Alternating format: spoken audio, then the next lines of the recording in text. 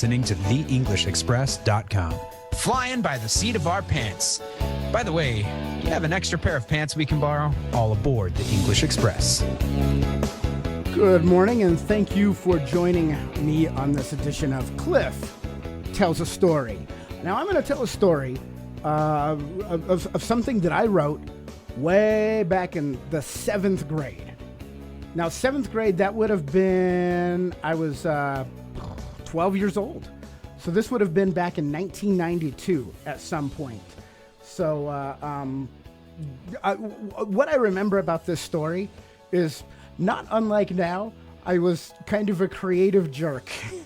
So whenever I got an assignment from my teacher, I wanted to do something more interesting and funny. So when the teacher gave us the assignment that we were supposed to write a character who had a choice to make. And they needed to choose between several choices. And then after they choose one, they have to, we need to explore the consequences of that decision. And I remember thinking to myself, it would be so funny to have a pig that eats pork. I don't know why, that just seemed funny to me. So that's what I went with. And so I called it The Pig That Died. And I want to take this opportunity to read to you from this scan, the original scan of the paper that I wrote back in 1992. So you can read along, and let's begin. Once there was a pig who had eaten nothing but pork. The pig was very hungry, because you see, there were no other pigs in the pen, so the pig had nothing to eat. Since he eats pork, there's no other pigs there. He's starving to death. The pig was, in fact, faced with a huge decision. Eat himself, that's choice 1. Starve to death, that's choice 2. Or eat what was in front of him. After all, the farmer gave him, food. He wasn't a mean farmer, so he could have eaten the food or starved to death or eaten himself. Now, the pig did not know whether or not the first choice of eating himself was good or bad. He was kind of a very stupid pig. The second choice, starving to death, he knew was a very stupid choice. Now, the third choice, eating what's in front of you, he knew was a good and smart choice. So the pig thought a bit. Then he thought a bit more. And he came to a conclusion.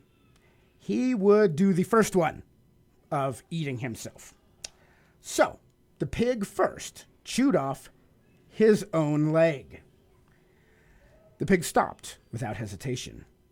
That pig did not like it one bit. So, he then decided on the second choice, starve to death. Because, why? 2 was his lucky number. And after a week, he was very hungry. The pig was so hungry, in fact, that he decided on the third choice, eating the food that the farmer gave to him. Now, the pig had learned a very good lesson from this. The lesson that he learned was this: never eat yourself, because eating yourself hurts. To never starve yourself, because you get hungry. The pig had also learned to eat what was given to him. Now the pig had just realized that in spite of all this, it didn't do him one bit of good, because he couldn't get over to his food on only 3 legs. And that's why he starved to death, even though he didn't want to. He had also doomed any other pig to ever be owned by that farmer. Why, you ask? Because the farmer never fed any of his other pigs.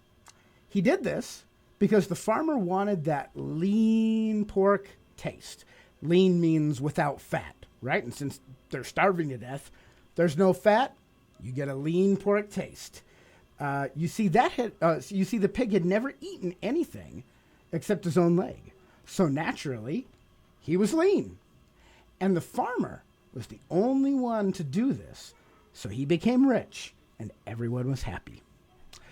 Now, my teacher left me a comment at the bottom. I wrote, the end. So she wrote me a comment, says, Clifton, sometimes your choice of subject is, I think, meant to shock or get some kind of reaction. No. Unbelievable, right? You did write to the subject. See, that's the key there, folks. She told me what to do. I did what she told me, right? I did write to the subject. But you need to consider your audience when you write. So she gave me a decent grade, I think. Let me see. What did she give me? I got... she had to give me an A. An A is like the best grade for content, for what I did. And I got a C-. That's like in the middle for my grammar and spelling and stuff. You can see where she circled some of the things, like I forgot to capitalize things. So, but I got a good grade.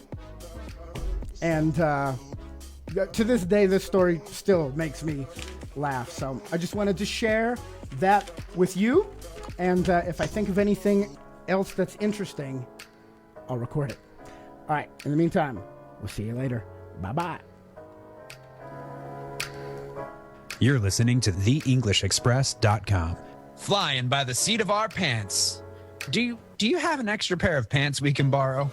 All aboard the English Express.